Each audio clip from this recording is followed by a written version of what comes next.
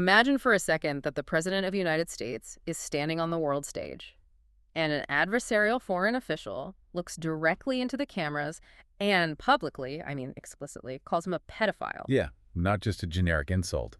A highly specific, scandalous accusation. Right, broadcast in front of hundreds of international representatives. Now, what does the president do? Well, if you look at the established behavioral baseline for a leader like Donald Trump, you'd expect a totally scorched earth response. Exactly. When major American newspapers published stories he didn't like, he launched multi-billion-dollar lawsuits, He leverages the full weight of his platform to destroy critics. But in the spring of 2026, when Mariela Castro, the daughter of Raul Castro, and a high-ranking Cuban official leveled that exact venomous accusation at him in front of 33 countries, he did absolutely nothing. Nothing. Complete deafening silence. No lawsuits, no expulsion of diplomats, no formal protests, just silence. Which is a massive behavioral anomaly. It really is. And in the world of intelligence analysis, when an actor deviates that sharply from their baseline, you aren't looking at an oversight. You're looking at a constraint. Right. You're looking at an actor who is unable to respond because of, leverage operating beneath the surface. Exactly. And that unseen leverage is what we are exposing today. So welcome to this deep dive. Today we are taking on a serious, strictly investigative analysis of a geopolitical conflict that has been running on a closed loop for 65 years. The relationship between the United States and Cuba. But we aren't looking at the political rhetoric, right? We're looking at the plumbing. We want to know how the machine actually works. The mechanical architecture of an unending conflict. Yeah, that's a good way to put it. And to do this, we're relying on a very specific, highly restricted stack of source material. We've obtained an independent intelligence brief built around a geopolitical thesis called strategic silence. Right, and the authors of this brief are anonymous, but the analytical rigor they employ is just staggering. It really is. And we're going to process their timeline of events through a behavioral analysis framework called the NCI PSYOP's Index. Created by Chase Hughes, the behavioral analyst and author of the Elixis Manual. Exactly. It's a diagnostic tool designed specifically to detect narrative manipulation, institutional coordination, and, information engineering. Which is crucial because before we go one sentence further, we really need to establish the ground rules for you, the listener. Yes, very important. This deep dive is completely stripped of ideology. We are applying a rigorous, impartial, journalistic lens here. We are not defending or attacking the Trump administration. We are not defending or attacking the Biden administration. And we are absolutely not endorsing or defending the Cuban regime. Not at all. Our objective is to impartially report on a system. The NCI PSYOP's framework, it doesn't care about your politics. It looks for the fingerprints of narrative construction. Right. It's designed to identify when a conflict is deliberately maintained, not because it's impossible to solve, but because powerful actors require the conflict to continue. Which brings us to the core provocation of this strategic silence thesis. It presents a deeply uncomfortable hypothesis for you to consider. Very uncomfortable. The thesis is that the U.S.-Cuba conflict remains unresolved because the entities with actual tangible power on both sides of the Florida Straits, they have vastly more to lose from a sudden, chaotic resolution than they do from maintaining the status quo. Right. So the public hostility, the crippling sanctions, the fiery campaign speeches, this thesis argues that it is all a meticulously engineered smokescreen. A smokescreen where the real action happens in the dark and the public noise is manufactured to give those actors the cover they need to arrange the economic chessboard exactly to their liking. But to prove that, you can't just look at a 65-year timeline. It's too fast. The human brain just blurs the details. So what do we do? You have to isolate a microcosm. You need to look at a highly concentrated period where the public narrative and the private reality collide so violently that the structural integrity of the illusion just begins to crack. Okay, let's unpack this. That brings us to the chaotic, verifiable timeline of May 2026. If you were a casual observer reading the headlines that spring, you'd be absolutely convinced that the U.S. and Cuba were on the precipice of total war. The public posture was apocalyptic. Totally. But when you map out the actual events chronologically, the contradictions are just paralyzing. Let's start with the overt public timeline. May 1st, 2026. Okay. The Trump administration signs Executive Order 14404. This is framed as a massive historic escalation. It elevates the sanctions on Cuba to the same tier as Russia and Iran. We are talking about severe secondary sanctions. And we should clarify what a secondary sanction actually is for you, because it's the weapon of choice here. A primary sanction just means a U.S. company can't do business with Cuba. Right. But a secondary sanction means the U.S. government will aggressively penalize a foreign company, say like a French bank or a Spanish hotel chain. If they do business with Cuba, the U.S. weaponizes its financial system to terrify global capital. It threatens to cut them off from the SWIFT banking system if they interact with sanctioned Cuban military conglomerates. On paper, it's an absolute financial death blow. A death blow. Keep that specific phrasing in mind. So then we advance to May 20th. May 20th is Cuban Independence Day, a date vibrating with historical significance for the exile community in Miami. Right. On that exact day, the U.S. Department of Justice holds a major press conference to unseal a criminal indictment against Raul Castro, who is 94 years old, by the way. Yeah. They indict him for his role in the 1996 Brothers to the Rescue shootdown. And that event is a foundational trauma for the Miami diaspora.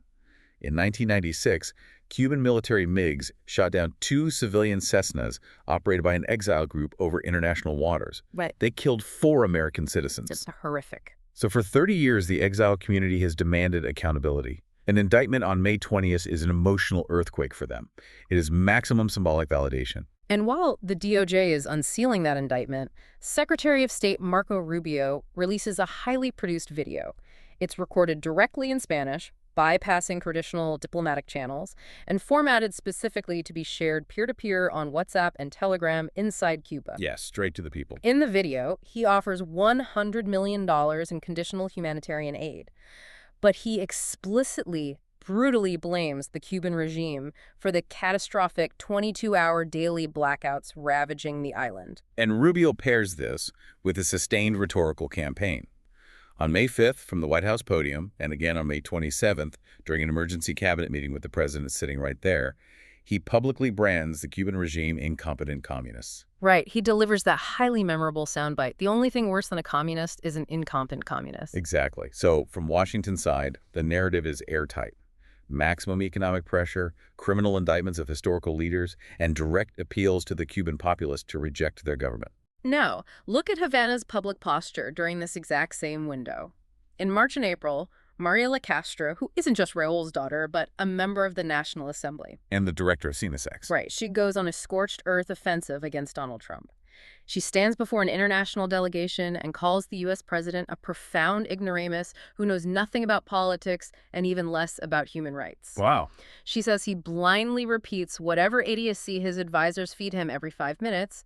And then the climax. She explicitly calls the president of the United States a pedophile who should have been condemned a long time ago. So we have a perfectly symmetrical theater of hostility here. Both governments are engaged in the highest possible level of public venomous warfare. Right. Economic strangulation, criminal charges, and deeply personal, scandalous insults broadcast globally. If you consume this media diet, you believe the relationship is fundamentally, irreparably broken. But here's the anomaly. Here is the crack in the foundation that the intelligence brief exposes. On May 14th, smack in the middle of this blistering month of indictments and secondary sanctions and pedophilia accusations, CIA Director John Ratcliffe boards a plane and secretly flies to Havana. Wait, while the public is watching the fireworks, the highest intelligence official in the U.S. government is on the ground in the capital of the supposed enemy. Yes, and who does he meet with? He meets with the head of the MINT, which is the Cuban Ministry of the Interior, the absolute nerve center of Cuban intelligence and counterintelligence. Okay. He also meets with Raul Guillermo Rodriguez Castro, widely known as Raulito. Raulito is the grandson of the very man the DOJ is preparing to publicly indict 6 days later. That is just wild. And the stated topic of this deeply classified meeting: intelligence cooperation, economic stability, and security. Furthermore, the brief reveals this wasn't even an isolated incident. Back in February of 2026, Secretary of State Marco Rubio, the same man recording videos calling them incompetent communists in May, he held secret back-channel meetings with Raulito. In St. Kitts and Nevis, right. Yes, completely bypassing official State Department protocols in the public eye. And to add another layer of verifiable reality to this back channel, right in the middle of the spring, Cuba quietly releases over 2,000 prisoners. And Cuban President Miguel Díaz-Canel publicly confirms to international press that discreet diplomatic conversations with the U.S. are actively ongoing. So when you overlay the public timeline with the secret timeline, the contradiction is almost physically jarring. It really is. Now, I have to play devil's advocate here for a second. Foreign policy is historically messy, right? Okay. Different agencies have different mandates. The State Department might be pushing a hardline ideological stance, while the CIA is just doing its pragmatic operational duty to maintain back-channel communications, to avoid an accidental war. Could this not just be bureaucratic hypocrisy? The right hand not knowing what the left hand is doing? It's the logical question to ask. But this is exactly where we apply the NCI PSYOP's index. The framework asserts that when public narratives are this intensely symmetrically opposed while secret diplomacy actively and successfully advances, you are not looking at bureaucratic incompetence. So what are we looking at? You are looking at a deliberate strategy of noise. The sheer volume of simultaneous contradictory events, the global sanctions, the clandestine island meetings, the public insults, the 30-year-old indictments, the mass prisoner releases. It's designed to create a cognitive smokescreen. It overwhelms the public's capacity to process reality. Precisely. It's a saturation tactic. It allows the actors who hold real power to operate in the shadows without any meaningful public scrutiny. The media and the public are too exhausted arguing over the theater of the insults to investigate the substance of the secret meetings. So how do we prove that mathematically? How do we take this chaotic timeline and prove it as engineered architecture rather than just the messy reality of geopolitics? We run it through the diagnostic tools provided in the brief. The primary framework here is called SOREM. That's spelled SOREM. Yes, it's an acronym standing for Social, Operational, Regulatory, Alignment, and Media.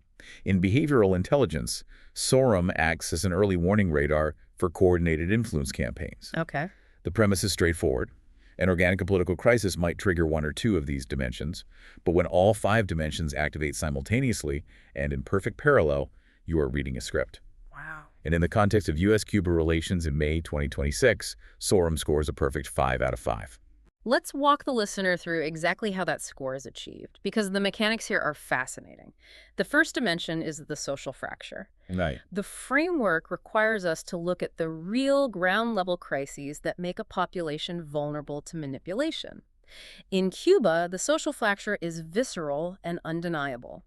You have an aging power grid leading to brutal 22-hour blackouts, hospitals lacking basic surgical supplies, inflation destroying purchasing power leading to the highest per capita emigration rate in the hemisphere. It is a genuine, agonizing social crisis. But SOREM requires us to look at both sides of the board. The intelligence brief points out that there is a parallel social and economic fracture occurring in Florida. And this one is completely decoupled from the geopolitical headlines. Exactly. But it is exerting immense pressure on capital. Florida is staring down a catastrophic environmental crisis involving massive blooms of Sargassum seaweed, with projected economic losses exceeding $13 billion. We're going to explore the mechanics of that Sargassum crisis deeply in a moment, because it is the linchpin of this entire theory. But for the purpose of the SOREM framework, you have a massive, visible social crisis in Cuba and a hidden, looming economic crisis in Florida. And the framework dictates that these aren't independent variables. They are dual pressures, priming both societies for a massive transaction. So, the social dimension is fully active. Next, we look at the operational dimension. This is the physical pressure being applied to the system. The U.S. oil blockade against Cuba in 2026 is a harsh reality. The brief notes that Cuba has gone months without reliable crude oil shipments, which is what pushed the electrical grid into those 22-hour blackouts. But the brilliance of the SOREM analysis is looking at the calibration of that pressure. If the U.S. genuinely wanted to obliterate the Cuban regime, as the hardline politicians claim, they would push the blockade until the state fractured into total anarchy. Right, but total anarchy, 90 miles from the Florida coast, is a strategic nightmare. A failed state means mass, uncontrolled migration. It means drug cartels operating with impunity. And crucially, it means a completely unstable environment for future corporate investment. Exactly. The operational pressure isn't a sledgehammer designed to destroy the building. It's a scalpel. It is calibrated to inflict the exact amount of pain necessary to force the Cuban military and economic elite to the negotiating table on unfavorable terms. They want to squeeze the regime, not shatter it. Yes, that precise calibration confirms the operational dimension is active. Which leads us directly into the third dimension, regulatory. This is where we look at the legal mechanics of the conflict, specifically Executive Order 14404. The devil is always hiding in the regulatory fine print. The headline of EO 14404 is maximum pressure. It threatens foreign banks and multinational corporations with severe penalties if they do business with GAESA, the massive military conglomerate that controls the Cuban economy. But the SORM framework tells us to look past the headline and look for the loopholes. And the loophole here is massive. It really is. The executive order established a specific wind-down transition period. It gave these multinational corporations, hotel chains, logistics companies, agricultural suppliers, until June of 2026 to legally wind down their operations with GAESA without facing penalties. Ask yourself why a wind-down period is mathematically necessary if the goal is the immediate toppling of a dictatorship. It doesn't make sense. If you anticipate a regime falling tomorrow, you do not grant a Spanish hotel chain a 6-month grace period to balance their ledgers and repatriate their profits. A regulatory transition period is the legal hallmark of a corporate restructuring. It acts as a pause button. Exactly. It creates a frozen window of time, allowing the major players to figure out exactly who is going to absorb those assets, what new corporate entity will hold the titles, and how the money will flow once the dust settles. It regulates the transition of capital under the guise of geopolitical sanctions. The regulatory dimension is fully active. Then we hit the fourth dimension, alignment. SORM looks for institutional and media coordination that feels too seamless to be organic. Think back to May 20th. When the DOJ unsealed the criminal indictment against Raul Castro, the coverage across the United States media ecosystem was perfectly, flawlessly uniform.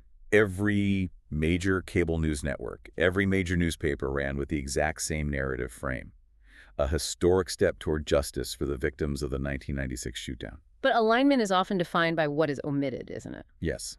Across all of that wall-to-wall coverage, there was virtually zero parallel analysis pointing out the glaring anomaly that CIA Director John Ratcliffe had just been sitting in Havana negotiating with Cuban intelligence. Nothing. The media alignment was universally focused on amplifying the theater of the indictment, while entirely omitting the reality of the secret diplomacy. When omissions are that perfectly coordinated across supposedly independent media institutions, it signals a high degree of narrative alignment. Finally, the media dimension itself. SORM looks for the deployment of novel direct communication tools designed to bypass traditional filters. The brief highlights Secretary Rubio's May 20th video. It's a masterclass in direct-to-consumer influence messaging. It wasn't a standard State Department press release distributed to journalists. It was a file formatted specifically for high-compression mobile sharing. Right. It was designed to bypass the Cuban government's internet censorship by traveling via encrypted peer-to-peer networks like WhatsApp, and simultaneously bypassing international editorial fact-checking.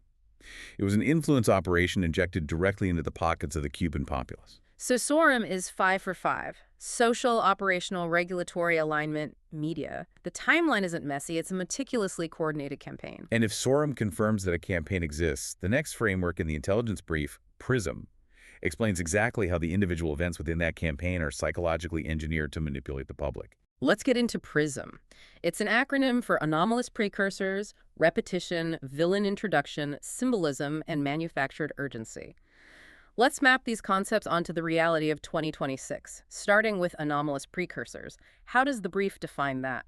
Anomalous precursors are events that happen out of logical sequence if you assume the stated public narrative is the truth. They are the glitches in the matrix. Like Marco Rubio having a secret meeting with Rolito in St. Kitts in February, a full 3 months before the DOJ publicly indicts Rolito's grandfather, Raul Castro. Exactly. If the genuine operational goal of the U.S. government is to prosecute a foreign leadership structure for historic crimes, secretly dispatching your Secretary of State to a Caribbean island to meet with the grandson of your primary target months in advance makes zero tactical sense. You're just telegraphing your moves to the enemy. But if the actual goal is to pressure that family into a backroom economic deal, it makes perfect sense. The anomalous precursor, the secret meeting, establishes the terms of the extortion before the public theater of the indictment begins. The secret negotiation precedes the public punishment. Next in the PRISM framework is repetition. This seems obvious, but the mechanics are subtle. Rubio uses the phrase incompetent communists repeatedly.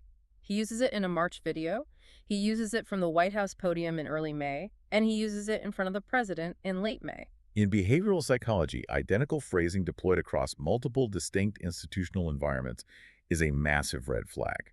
When a politician uses the exact same noun-adjective pairing in a casual video, a press briefing, and a cabinet meeting, it isn't spontaneous speech. It's a tested, focus-grouped anchor. Yes, it is designed to embed a specific cognitive shortcut in the listener's brain so that every time they think of the Cuban government, they automatically append the word incompetent, regardless of the actual data. But the PRISM metric that I found most chilling, the one that really exposes the cynicism of this architecture, is villain introduction. What's fascinating here is this requires us to look at the utility of a villain rather than the morality of one.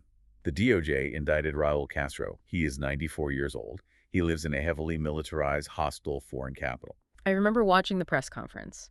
A journalist explicitly asked Secretary Rubio, "How do you actually plan to arrest a 94-year-old man in Havana and bring him to Miami for trial?" And Rubio completely deflected. He said, "I am not going to talk about the operational details of how we would do that." He deflected because they have no operational plan to do it, and more importantly, they do not want to do it. Wait, really? From the perspective of narrative engineering, a villain you can threaten indefinitely is infinitely more valuable than a villain you actually apprehend. Why is that? I mean, don't they want the win? Because capturing the villain resolves the narrative tension. If the U.S. somehow sent a team into Havana and arrested Raul Castro, the story would end. The 65-year psychological loop would fracture, the captive audience in Miami would celebrate, but then they would expect a complete resolution of the conflict. The leverage over Havana would vanish. Ah, I see. But if you introduce a villain who is perfectly insulated, a 94-year-old who will never step foot outside of Cuba, you can sustain the outrage, the fundraising, and the political mobilization indefinitely. The threat of justice sustains the political machine far more effectively than the execution of justice ever could. That perfectly sets up the next metric, symbolism. The PRISM framework argues that when an operation prioritizes symbolism over tactical reality, it's a manipulation. Think about indicting Raul Castro on May 20th, Cuban Independence Day, holding the DOJ ceremony in Miami, explicitly framing it as a tribute to the exile families who had suffered for 3 decades. It is entirely symbolic. It activates the historical trauma and imagination of the Cuban-American diaspora with surgical precision. It provides them with an immense wave of emotional catharsis and the illusion of a victory without altering the physical operational reality on the island by a single millimeter.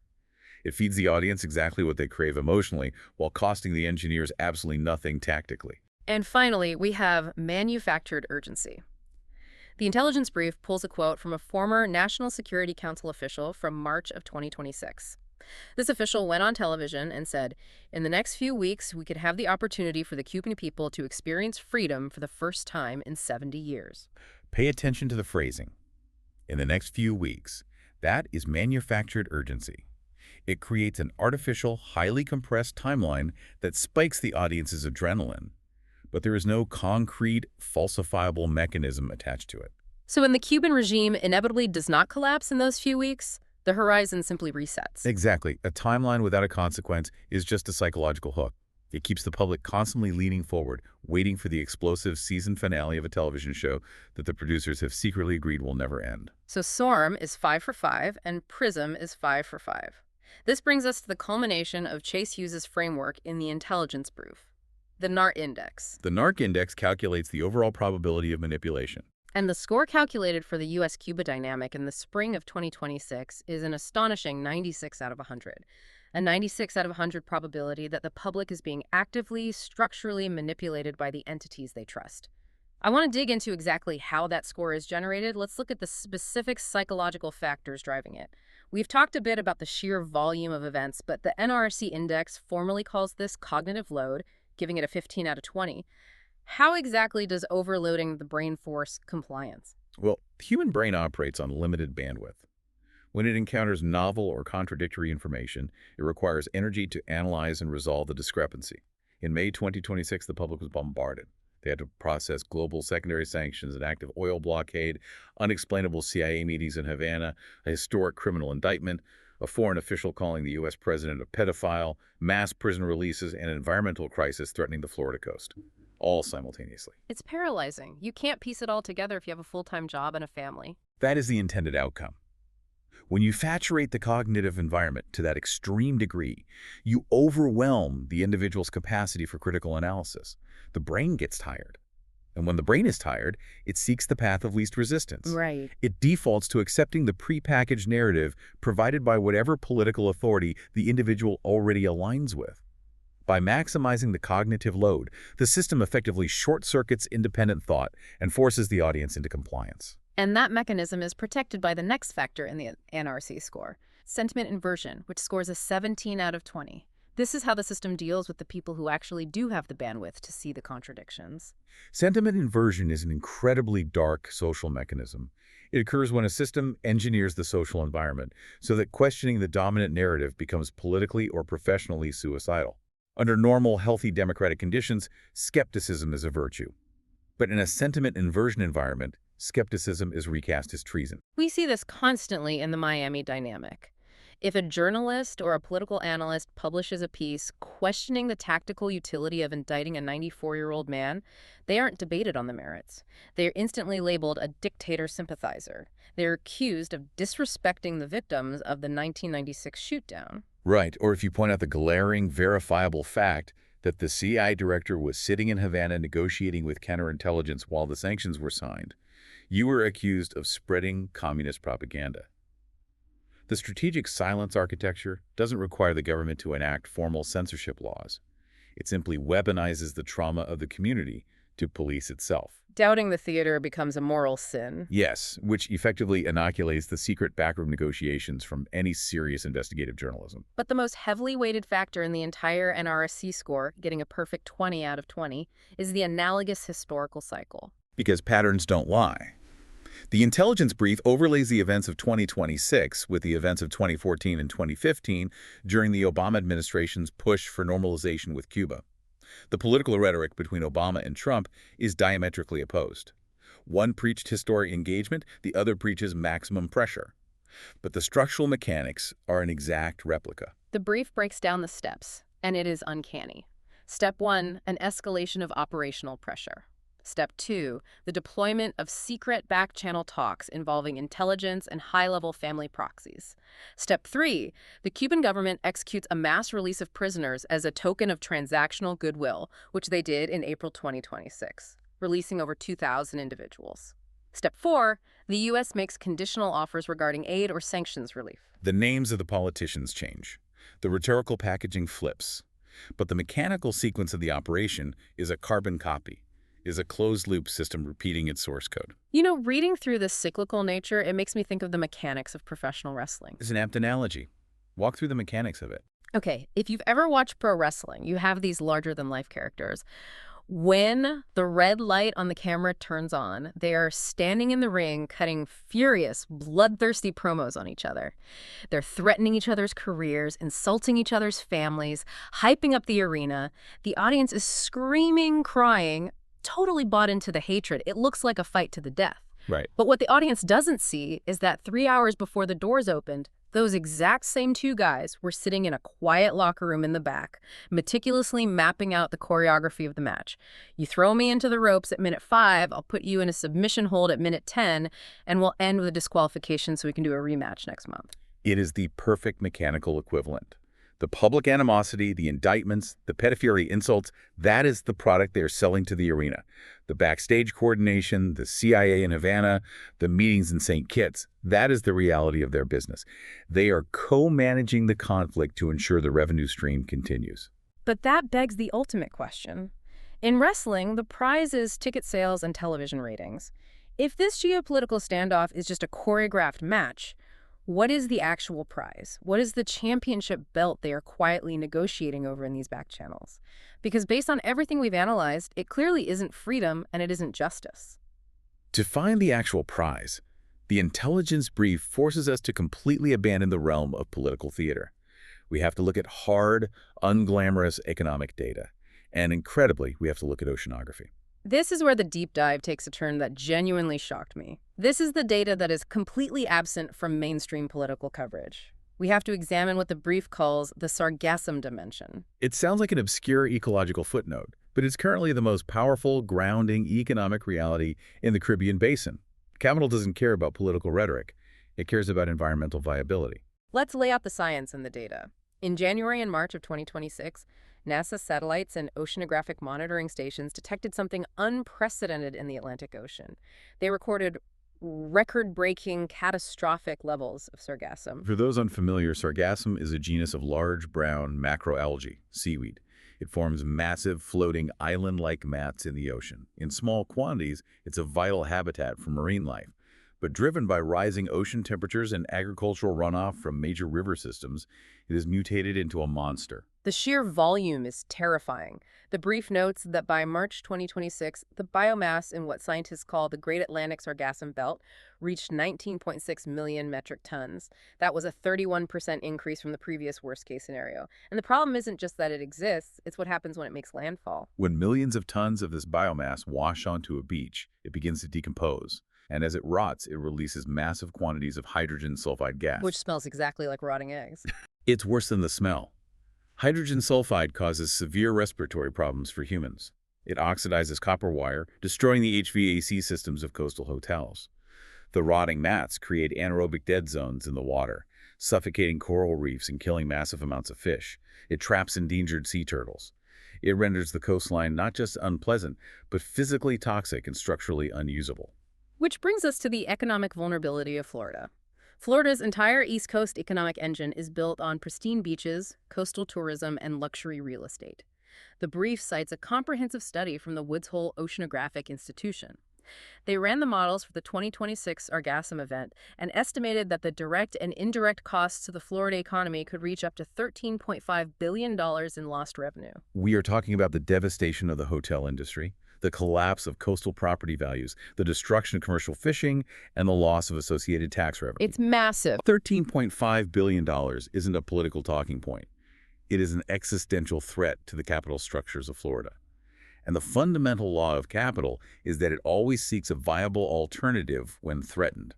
It must physically relocate to survive. And the most viable alternative on the planet is exactly 90 miles south. Let's look at the oceanographic map. The natural flow of the currents in the North Atlantic, specifically the loop current and the Gulf Stream, acts as a massive funnel. It takes that 19.6 million tons of sargassum and drives it violently into the southern and eastern coasts of Florida, the Mexican Caribbean, and the Eastern Islands. But the physics of those exact same currents create a protective shadow over the northern coast of Cuba. Places like Veradero, the northern beaches of Havana, the Keys of Jardines del Rey. Because of their geographic orientation relative to the currents, Cuba's northern coast remains relatively pristine. They have a completely different oceanographic exposure to the Sargassum Belt. So synthesize this for you, the listener. Florida's massive real estate and tourism conglomerates are facing an ecological crisis that threatens their survival. They desperately need clean beaches. Cuba has hundreds of miles of pristine protected beaches. But Cuba's economy is a closed system. It is monopolized by GAESA. GAESA, the Armed Forces Business Enterprises Group. This isn't just a company. It is a sprawling military cartel. They control an estimated 70% of the entire Cuban economy. Every premium resort, every major deepwater port, the foreign exchange supermarkets, the gas stations, the logistics networks, if it generates hard currency, GAESA owns it. And GAESA is the precise entity that Senator Rubio and the Trump administration have targeted with the devastating secondary sanctions in Executive Order 14404.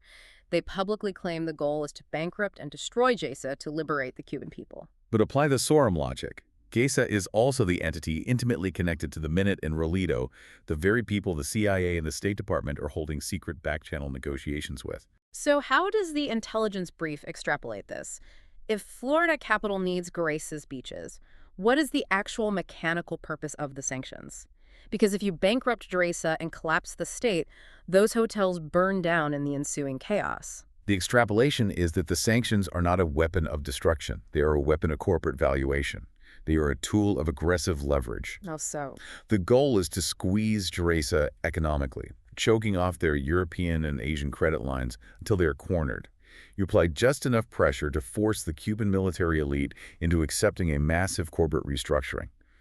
Florida capital needs to diversify geographically to survive climate change. Cuba has the geography, and GAESA has already built the physical infrastructure. Florida has the billions in capital. It's a hostile takeover masquerading as a Cold War. Exactly. The sanctions squeeze the valuation of the assets down. The strategic silence. The political theater of indictments and insults keeps the public entirely distracted, while the lawyers and intelligence officers negotiate the buyout. The ultimate objective is to reposition GAESA so that, when the wind-down period ends, Florida real estate and tourism conglomerates can seamlessly slide into the market as new foreign partners. Wow. They will operate the exact same hotels on the exact same beaches, but under freshly painted, legally sanitized corporate umbrellas. The conflict isn't about human rights. It is about finalizing the terms of a multi-billion-dollar real estate transition. That is a profoundly cynical, staggering conclusion. But if we accept that this is all a backroom capital transition disguised as a fight for liberty, it raises a massive, glaring question about the human element. What about the people who actually believe their rhetoric? What about the hundreds of thousands of people in the Florida exile community who have dedicated their lives to fighting for human rights and justice for their families? How do you keep an entire highly intelligent voting bloc mobilized and loyal for 65 years without ever delivering the actual victory they are demanding? How do they not realize the game is rigged?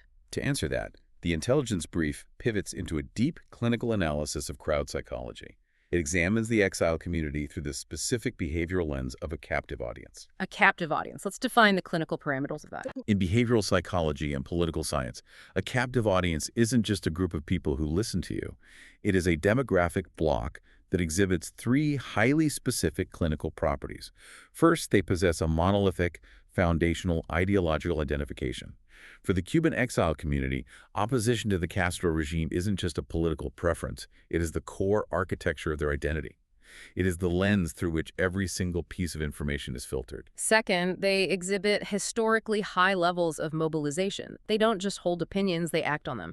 They vote in massive numbers, they organize sophisticated lobbying groups, they fundraise, and because they are concentrated in Florida, a critical swing state, they possess wildly disproportionate leverage over national electoral politics. And third, they have an absolute demand for maximalist outcomes. Because the conflict is rooted in profound personal trauma, lost homes, executed family members, decades of separation, any compromise, any moderation, or any negotiation is psychologically processed as a betrayal. They demand the total, unequivocal collapse of the Cuban regime. But therein lies the paradox for the political engineers. The backroom deal, the strategic silence, the real estate buyout of GAESA requires a controlled, stable transition of power. It explicitly requires that the regime does not collapse into anarchy. So Washington has a highly mobilized, emotionally volatile audience demanding an outcome that the system cannot and will not ever deliver. The ongoing management of that massive gap, the chasm between what the captive audience expects and what the system secretly intends to deliver, is the primary function of the political theater we analyze. The system must neutralize the diaspora's political energy without them realizing they are being neutralized. And the psychological mechanisms they use to achieve this control are dark, brilliant, and incredibly effective. The brief outlines several of these mechanisms, and the most crucial one is called the informational hostage mechanism. This brings us back to the glaring behavioral anomaly we started the deep dive with. Donald Trump's total silence after Mariela Castro called him a pedophile on the global stage. This is a masterclass in a concept known as asymmetric information deterrence. Let's explain exactly how that works. In conventional deterrence, the threat is explicit and symmetrical. If you launch a missile at my city, I will launch a missile at yours. Both sides know exactly what the weapon is. But asymmetric information deterrence operates entirely in the shadows. It relies on the implicit threat of what the adversary might know. It alters an actor's behavior not through the deployment of force, but through the sheer, terrifying possibility that catastrophic, compromising intelligence might be released to the public. It's like a high-stakes game of poker. One player is playing aggressively, betting heavy. The other player slides a single face-down card across the table and just taps it. They don't flip it over. They just let the aggressive player know, I know what's on this card and you know what's on this card. The mere existence of the face-down card forces the aggressive player to fold because the risk of exposure is too high. That is exactly the dynamic. Now apply that to U.S.-Cuba relations. It is a documented historical fact that Cuban counterintelligence has run highly sophisticated, incredibly successful active operations inside the United States for over 6 decades. They have penetrated the Pentagon, the State Department, and various political circles. The archives of what they have gathered exist in vaults in Havana. Yeah. Now recall the anomaly from May 14th. CIA Director John Ratcliffe secretly flying to Havana to sit down with the head of the Main Ente. the chief of Cuban counterintelligence. When the director of the CIA meets with the head of a hostile counterintelligence agency during a period of maximum public tension, they are not discussing agricultural yields. They are at the poker table, they are negotiating over the face-down cards, they are establishing the boundaries of what secrets each side holds, and negotiating the precise conditions under which those secrets remain buried. So the thesis of the brief is that Trump's absolute uncharacteristic silence in the face of Mariela Castro's extreme personal insult is the exact behavioral profile of an actor who is paralyzed by asymmetric information deterrence. The intelligence brief is meticulous here. It states that this is not absolute, definitive proof that the president is personally compromised by a specific piece of blackmail. However, in behavioral analysis, consistency is the ultimate metric. Right. Trump's aggressive, litigious reaction to American media versus his complete passive non-reaction to Cuban intelligence is a massive behavioral inconsistency. The most logical, clinically sound explanation for that inconsistency is that he cannot escalate against Cuba because Havana holds the cards that keep him in check. He is an informational hostage. But if the president of the United States is effectively neutralized, unable to act decisively against the regime, how does the system prevent the highly observant Miami diaspora from realizing they've been sold out? That requires deploying a sequence of psychological tools designed to absorb and redirect the community's energy. The brief outlines the first tool as the transfer of emotional load without transfer of agency. Let's break down how that operates in practice. Mariela Castro insults the U.S. president. What is the immediate reaction in Miami? The exile community experiences a massive, immediate surge of outrage and indignation. But notice where the system channels that energy. The anger is directed entirely outward, at Mariela Castro, at the communist system, at the historical enemy. It is not directed at Washington. Oh, that makes sense. The diaspora does not march on the White House, demanding to know why the president is acting weak. The political energy that could have been used to demand real accountability from their own elected officials is successfully, seamlessly redirected back across the Florida Straits. It functions as an emotional pressure valve. It keeps the base furious and mobilized, but renders them completely harmless to the secret backroom negotiations. Then the system deploys the second tool, rhetorical counterweights. The base is angry, and their anger requires validation. So the system provides a surrogate. Secretary of State Marco Rubio steps to the podium, looks into the camera, and calls the Cuban government incompetent communists. It's just a soundbite. It doesn't change policy. But functionally, clinically, it is essential. It provides the captive audience with the exact rhetorical nourishment they crave. They hear a high-ranking official articulating their deepest frustrations. That rhetorical validation acts as a psychological substitute for concrete, operational action. The audience feels seen. They feel heard. And because they feel heard, their urgency dissipates. The soundbite absorbs their rage and neutralizes their capacity to rebel against the administration's inaction. But what about the power players in Miami? The seasoned political operatives, the journalists, the activists who are sophisticated enough to see through a soundbite, the people who watch the CIA plane land in Havana while the president stays silent? How do you control them? That requires the most sophisticated tool in the SORM framework: paralysis by epistemic asymmetry. I need you to explain this because it's a brilliant concept. The sophisticated observer in Miami sees the anomalies. They connect the dots. They begin to suspect that the administration might be compromised by Cuban intelligence. Now put yourself in the shoes of an exile leader facing that realization. You are faced with a terrifying tactical dilemma. If you mobilize your base and push the U.S. president too hard to take aggressive military-style action against Cuba, you run the risk of forcing Havana's hand. If cornered, Havana might deploy the face-down card. They might release the compromising intelligence. And the resulting fallout, a sitting U.S. president politically destroyed by a Cuban intelligence operation, would be a monumental, historic triumph for the regime. It would be a catastrophic defeat for the exile cause. So the rational, calculated choice for the Miami leadership, when faced with that level of terrifying uncertainty about what Havana actually knows, is inaction. The sheer asymmetry of knowledge paralyzes them. The mere possibility that demanding action might trigger a worse outcome inhibits the community from ever pushing the system to its breaking point. It's a psychological prison built out of uncertainty. And that brings us to the final tool of control, which brings us full circle to the DOJ indictment of 94-year-old Raul Castro. The brief classifies this as the deferred promise. A deferred promise is the ultimate mechanism for extending the lifespan of a captive audience's loyalty. You deliver a massive, highly publicized symbolic victory, an indictment they have bled for and waited 30 years to see. But it is a victory that is operationally impossible to execute. Because you cannot arrest a heavily guarded 94-year-old man in a country where you have no jurisdiction. Exactly. But by initiating the formal legal process, the system renews the psychological contract with the diaspora.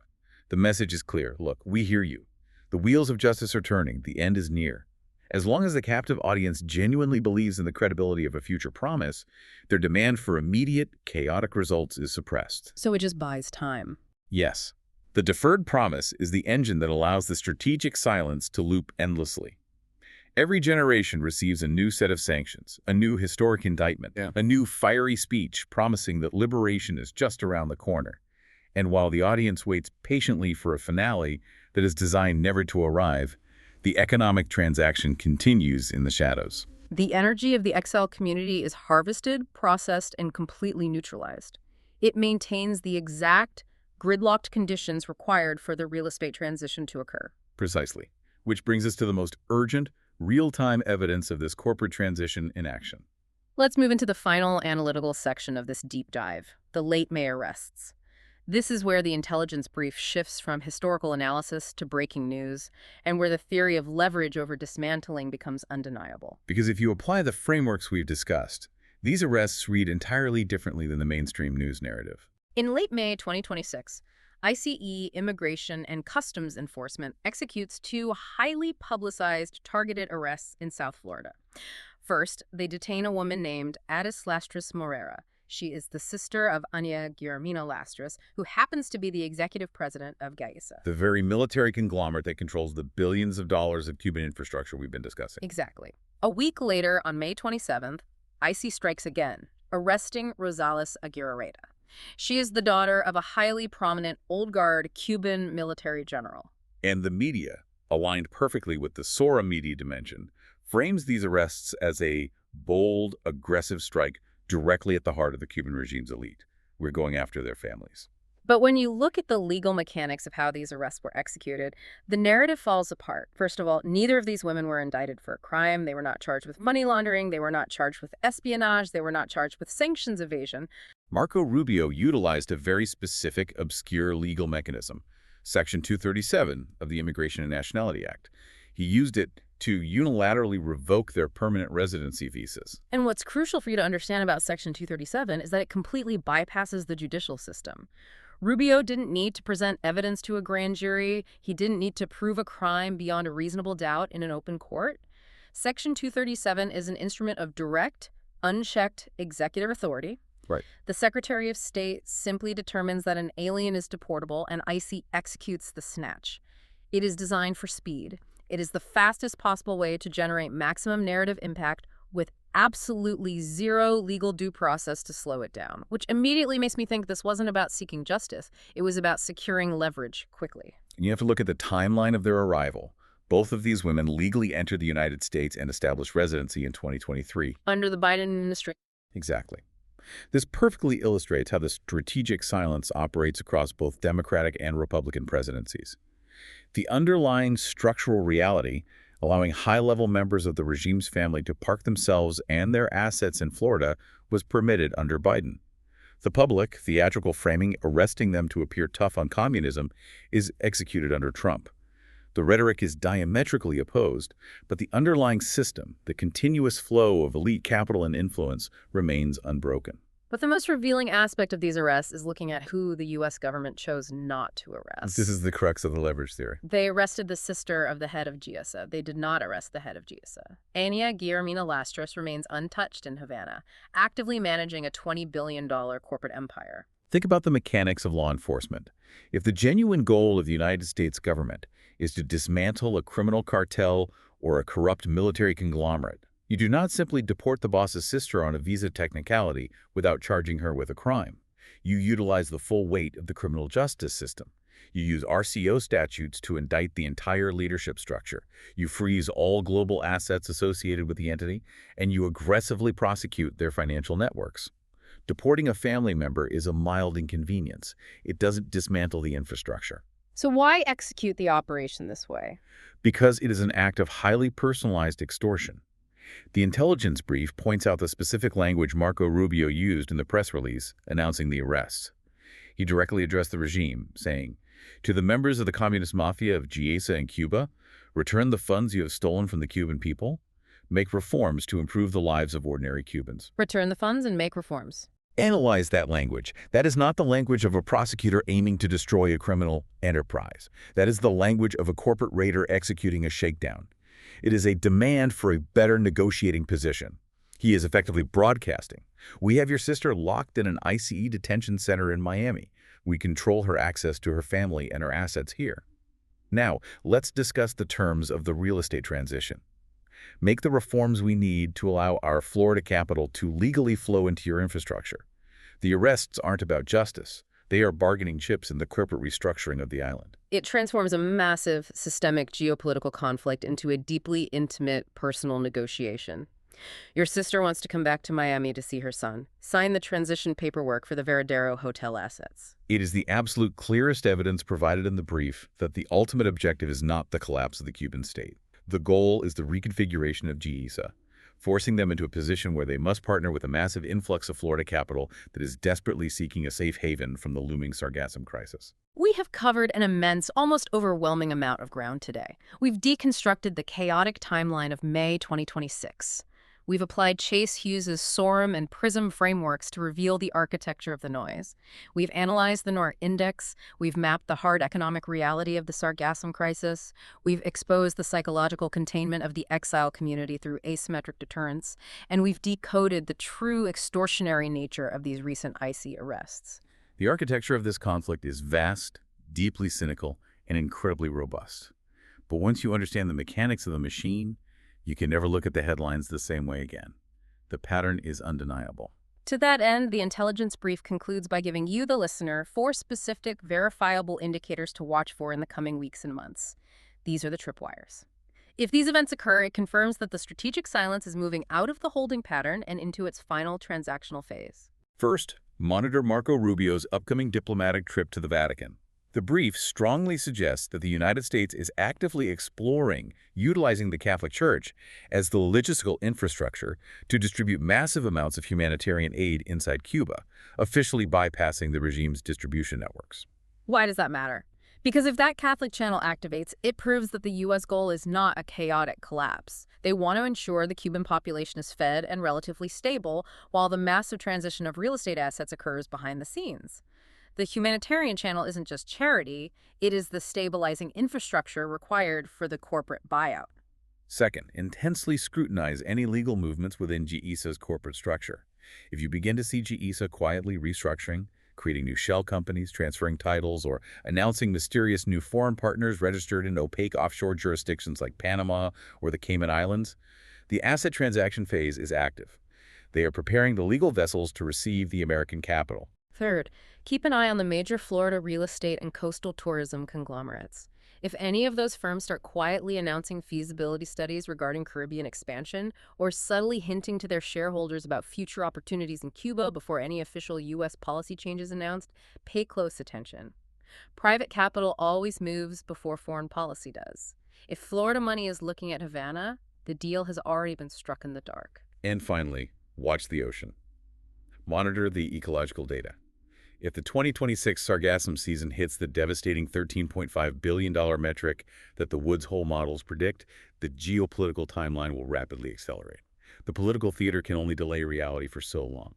When Florida's economy is choking on seaweed and can no longer afford to wait, the political negotiation with Havana will be forced to a sudden pragmatic conclusion. Economic urgency always dictates the political calendar. Which brings us to the final provocation of this deep dive. We started by describing a conflict that has been gridlocked for 65 years, with the public endlessly arguing over which lever to pull. More sanctions, more engagement, more hostility. The politicians and the media present you with a very simple, highly emotional binary choice. Are you for Cuban freedom, or are you a sympathizer with the dictatorship? But the strategic silence thesis and the behavioral frameworks we apply to the data today reveal that this binary choice is nothing more than a theater production. It is a meticulously designed psychological trap intended to keep you angry, mobilized, and completely blind to the multi-billion-dollar transaction happening backstage. So the real question you must ask yourself is this. A few years from now, When the pristine, protected beaches of northern Cuba become the Caribbean's most lucrative investment alternative, when Florida's eastern coasts are suffocating under millions of tons of rotting sargassum, and when GAESA has safely, quietly, and legally transitioned its massive assets to new foreign partners under a completely different corporate name, who will have actually won? And what unimaginable price will the Cuban people on the island and the exiled families who believed the promises have paid to subsidize that backroom deal? It is a question that demands we look past the insults, past the outrage, and past the ideology to confront the cold, hard machinery operating underneath. Thank you for joining us on this deep dive. Our mission is always to cut through the noise, to look past the rhetoric, and to give you the analytical tools to dissect the architecture of the narratives constructed around us. Keep your eyes open, watch for the SORM indicators, and remember, look for the structure first, find the pattern second, and the conclusion is always yours.